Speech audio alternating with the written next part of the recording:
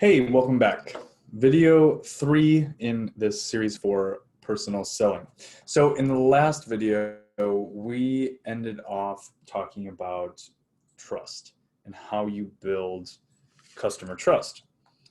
And so there are a few things that we can talk about in terms of building trust. Okay. So if we think of trust as you as the salesperson in the middle, so we got the salesperson here, and you think of all of the influences that can build up trust in you and another salesperson in everyday interactions. And so one of those things can be experience. You can leverage your experience that you have in the field, that you've had in other jobs. And this also doesn't have to be salesperson either. If we want, we can also substitute this just for personal, right? So if you're taking this class to learn soft skills on how to get a job, for example, you can also build trust that your potential employer is going to have in you in order to hire you. So then compatibility.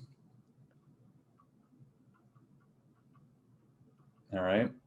And so compatibility could be how compatible you are with the staff. Remember how we said in the last videos that the degree is not necessarily how qualified you are for the job, but more importantly, they want to know, do you work well with the team? Do we like you, right? That's a big factor in hiring. Candor. Okay, so just how you relate to other people. Dependability.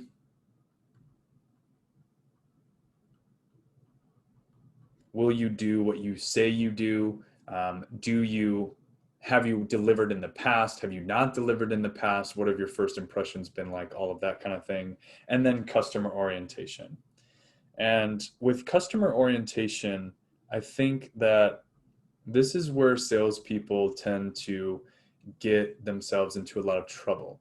And the reason why is because oftentimes the customer now is coming to the exchange with a lot more information in their pocket, but sometimes you may catch the customer when they don't have a lot of information about your product or service, and so you're actually coming to the table with a fresh, new, sometimes maybe new for the first time solution to some of these problems. And if you don't have the customer in mind, it's going to come out eventually that um, you're trying to bypass the customer's knowledge in order to gain more business or whatever. And so in order to mitigate that, you want to have the customer in mind always. With every decision, every recommendation, you always want to have the customer in mind. And so there might be some things that you offer that aren't that well suited for that company. You may be applying for a job where some of your skill sets may not align perfectly with what the company is looking for, but you can still use those skills in a way that does benefit the company, and we can highlight those things instead of lying to the customer or telling white lies, if you will, to make yourself look a certain way that you're really not. So all of these things contribute in a fairly equal way to the way that the customer is going to perceive you. And all of these things are kind of working in conjunction with each other. And so if we dive into this just a little bit, so we will go through and talk about each one of these here. So experience, okay? Now, it has been my experience working with especially small businesses that a lot of times the customer doesn't have time to, does not have time in this field. What does that mean? So oftentimes you may be a salesperson that has a very specific need that you're addressing. And as a result, you become an expert in that field. you become an expert at product A, you become an expert at service A, right? And so when you're calling on customers, a lot of times you're calling on maybe small businesses, big businesses, buying agents, things like that, that are very well versed in what they do, but they may not be well versed in what you do. And so you're talking to one expert as an expert. And as a result, these customers don't often have time to educate themselves on what you sell. And so your experience, they're not only just buying the product or service, but they're also buying all of the experience that you've gathered selling this product or service in order to help them out. And that's really beneficial. And it adds more value to your value proposition. Okay. The other thing that you may offer with your experience is you may have some influence within that space. And so you may have worked with certain clients in the past that offer different resources, and you can leverage that network of people in order to help out the customer, right? And so you not only bring your own personal experience, but your expertise in the field has helped you in the past with other customers that then you could say, I'm not fully equipped with this, but I can help you out because I know someone who is, and I'm going to bring them in on the project or help with the sale or whatever. And so that influence really helps. And so when you talk to the customer and you talk about your level of experience, we're starting down here again with this trust builder, right? And so with each bit of experience that you gain, you're able to build another brick on top of this, and you keep building these up and up until you eventually have a really solid foundation of experience in which you leverage to go and get other clients, right? You're probably not going to go after the biggest businesses or the biggest job or the highest paying salary as a person out of college, because you don't have many bricks of experience on this foundation here. But when you're open about that and you're honest about that, that also builds trust too. And so we really want to leverage the experience that you have. Oftentimes students, especially in the personal selling realm, they often don't leverage their experience. They may say, oh, I only worked at a fast food restaurant, or I was just a waiter or waitress, or we oftentimes hear that word, I was just this or that. And we really want to get rid of that language of, I was just XYZ at ABC company, right? We really want to get rid of that language. And the reason why is because you weren't just an employee at this restaurant. You handled money, you opened the store, you closed the store, you were customer facing, you helped customer problems, you had to get orders out in time, or if you were a waiter or waitress, you had to balance handling multiple tables. You may have had disgruntled customers that you've had to deal with. All of these things play into the same experiences in a corporate job or in a personal job, and just on different scales, right? And so we really want to leverage that experience in an interview or in a sales call to be able to get new business and add value. Okay, so the next thing that we're going to talk about is dependability. Okay, so dependability. There we go. So a salesperson who is dependable is someone who is predictable. And so we really want to leverage this as a salesperson. Dependable equals predictable. And in a bigger sales call, when we're talking about tens, sometimes hundreds of thousands, sometimes millions of dollars. I mean, some of these machine tool companies, these salespeople are selling machines to big companies like Apple, John Deere, Ford, whatever.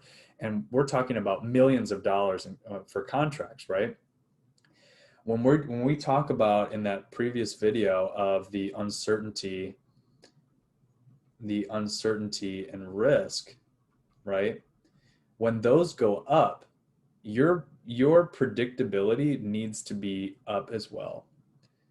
You don't want to throw any curveballs, any surprises. We do not want to surprise the customer. Do not surprise the customer. If you're going to provide value, you need to tell them what the value is going to be. Don't hide things under your sleeve and pull it out at the last minute. Remember, when you're a salesperson here, or you're a college student applying for a job, or you have a job and you want to get a raise, we're talking business language here. You need to tell them what your skill set are, what skills you bring to the table, how those skills equate to actionable value, and how that value then benefits the business. Same thing as a salesperson. What value do I bring to the table? What needs am I addressing? And why do we have to make a decision now moving forward? Because if you don't, there's going to be some problems associated, some financial issues, right? You need to tell that to the customer right up front and be very clear about that, because these people's jobs are at stake. The hiring manager that hires you, their job's at stake if they hire a bad employee who ends up being reckless or destructive even, or just a bad employee. The purchasing manager who buys a big contract from you, if that goes south, there's a lot of people's jobs that are on the line. So dependability is key. If you're going to do something, make sure you do it. If you don't know something, make sure you follow up. Always follow up. Always check in. Okay, maybe you're not going to talk to the customer in a while. Make sure you check in. Say, hey, in the last meeting that we had, we talked about XYZ. Are we still prepared to move forward on ABC item, right? Dependability is certainly key. Okay, so then we'll move on to customer orientation, and move on to why that builds trust. And then we'll talk about honesty with candor. Okay, so customer orientation. I'm just going to abbreviate that as CO there. So being truthful with the customer means that you have the customer's best interest at heart. And think about yourself. When you're working with somebody, you want them to make decisions that you yourself would make if you had all the experience and knowledge base that the salesperson brings to the table, right? And so customer focused. Now, this isn't to say that the customer is always right, or the customer always has the best intentions or whatever. It's just the customer focused. You're going to be making decisions based on what the customer needs and how those customer needs can be fulfilled by your skill set, right? And so when you're applying for, let's just take an example. We've been using a lot of salesperson examples here. Let's take an example in the personal selling space. So if you're applying for a raise, right? So you're applying for a raise, okay? So this is you here. And I'll draw a little person here, and that is you. And you're going to the company saying, hey, I think that I provide a lot of value. I've been here for a while. I've executed on ABC task. And so I think that I deserve a raise, right? You need to frame that pitch with the business in mind, saying, if I'm going to continue to provide value for the company, having the company in mind, I want to be here for the next 5-10 years. So let's write these things out. So you're talking about vision. I want to be here for the next 5 to 10 years. I want to grow with this company, and I want to be able to do that. And in order to do that, I need more resources, right? And with those resources, so with this being my goal and these being my resources that I need, I will be able to provide this amount of value, right? And that's always the key. You need, if you frame it in the perspective of customer orientation, in this instance, the customer is the business that you work for, you're providing them value, saying, I've worked here for a few years now. In this time, I've grown sales by 5%. And in that 5%, that's equaled $500,000 a year in sales. And I feel in the next 5 to 10 years, I can grow a sales team and really attack this market that we haven't tapped into before. And in order to do that, I'm going to need a bigger salary for one. I'm going to need more salespeople under me. I'm going to need more company resources to be able to send these salespeople out and have more technology and things like that. And at the end of the day, it's going to grow your customer base. We're going to tap into a market that you haven't tapped into before, and that equals value for the company, right? So the the same principle of applying this to yourself is also going to be applied to the salesperson. And oftentimes when I'm on a sales call with somebody, for example, let's take the Windows sales, for example. Okay. So let's just say that's my drawing of a window, right? Now, if I'm the salesperson here and I want to sell this window to this customer, okay? So this is a customer over here. I need to make sure that everything that the customer is telling me they need, I'm fulfilling, and I'm not trying to push them beyond what they're comfortable with. Again, the customer is the focus here. And so I had sometimes some customers that were saying that they wanted to go ahead and replace their windows, for example. So I'd go to the customer's house, talk to them about their need. They agreed that this is a need. They agreed that if they don't fulfill this need, there's going to be some issues. And so they say, okay, we're going to go ahead and we're going to replace these windows, right? Now, the customer sometimes may not fully grasp and understand what the different type of window technology can do for them. And as a result, they actually may be going down a path that's way more expensive for them because they're getting all these different high-end features that they don't actually need, right? Now, what does that do for me from steering them a different direction? Well, for one, it's going to be a smaller sale. And for two, that's going to mean less commission for me. But what that does is it creates a happy customer who knows that I'm on their side and will then come to us, me and the company, for other things because they know that we have their best interest at heart. Not only that, but then this interaction here creates word of mouth. And word of mouth is one of your biggest tools, especially if you're an independent contractor or an independent salesperson, and even a small growing business. Word of mouth is absolutely key because that customer is going to go and say, these salespeople actually didn't try to sell me. In fact, they could have sold me more than what I thought I needed, and instead they had my best interest at heart, and we came to a different solution. Okay, so that then flows into the next piece, which is candor and honesty. You need to absolutely be honest with your customer. Lies are going to fall through the cracks, and lies are going to get you buried at the end of the day. A lot of these fields that you're going to go into, regardless of what field it is going to be a small field, right? And it's a small area that we all operate in. And if you're a dishonest company, a dishonest salesperson, a dishonest person within a company, that is going to bite you down the line. It may not be today, it may not be 5 years from now, but eventually it's going to bite you, right? Things like that are common sense. We know that, but sometimes it is worth saying again. And so the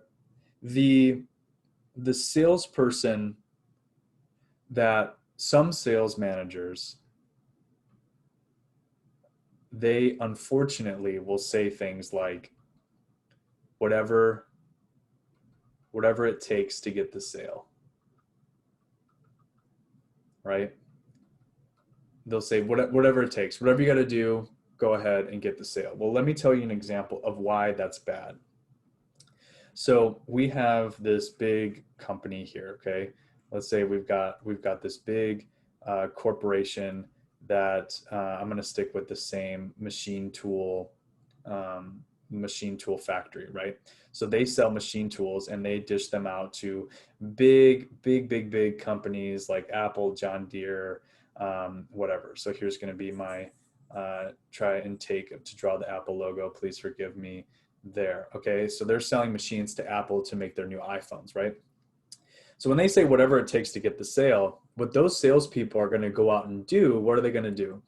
They're going to fluff up the product, say it does all the things in the world, and that you can have it for a little amount of money. We'll throw in this, we'll throw in that, we'll throw in all these different features for you. We'll just throw it in for free. Don't worry about it. Whatever it takes to get the sale, right? At the end of the day, they just want their name on the contract. So what does that end up doing for the company? Well, first of all, the company starts losing money because the salespeople are giving away a bunch of free stuff, right? I'm not going to give away any names, but this has happened. I've heard and seen this happen in the past. So the company's losing money, right? Now, on top of it, when Apple comes back and says, hey, where's the you know, the big flashy features that you promised me? Now this company, they can't deliver. They can't deliver on these because the salespeople over embellished what the product can do. And so what this does is then it severs this relationship. And so now, in order to gain, let's say, a couple $1 million in machine products, now just wasted tens, if not hundreds of millions of dollars of continued parts replacements, machine upgrades, things like that down the line. So this ripple effect is really, it can really be hurtful. And I've seen this happen and heard of stories of this happening. You know, we can think of a bunch of different examples of salespeople being dishonest, maybe if, for example, if you want to do some digging on your own, of making fake accounts for people, making more accounts than the customer agreed to, or selling a customer on a mortgage that they couldn't afford, which then ends up biting them in the end, right? We can think of these examples where dishonesty causes a ripple effect down the line. Okay, so let's see here. So we've talked about expertise. We've talked about candor. We talked about dependability. We talked about customer orientation. Now, the last piece that we're going to talk about here is compatibility. Okay, so now I'm not necessarily talking, when I say compatibility, remember, we're talking about compatibility in the context of trust. So I'm not necessarily talking about compatibility of, does your product work for my company? We're going to discuss that as a salesperson-client relationship. What I'm talking about here is, do you fit into the culture? Do you fit into the culture? Something that I like to tell students that are going into first big interviews, for example, is this is not as much of them interviewing you 100%. So you're here interviewing, and then they're interviewing you, right? But it's a two-way street. You're interviewing the company just as much as they're interviewing you.